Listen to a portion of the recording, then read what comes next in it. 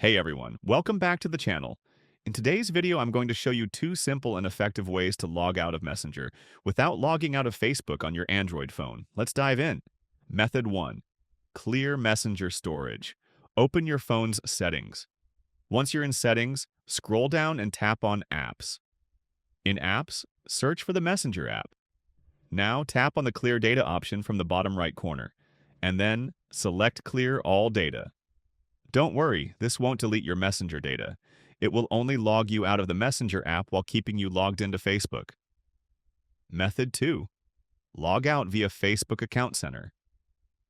Open the Facebook app and go to your profile. Scroll down and tap on Settings and Privacy. Tap on Settings, then go to Account Center. Select Password and Security, then where you're logged in. Tap on your Facebook profile name, select Devices, and choose Log Out of All Devices. This will log you out of Messenger on all devices, but keep you logged into Facebook on your current phone. And that's it. Now you know how to log out of Messenger without affecting your Facebook login. If you found this video helpful, don't forget to give it a thumbs up, share it with your friends, and subscribe to the channel for more tips and tutorials. Thanks for watching, and I'll see you in the next video.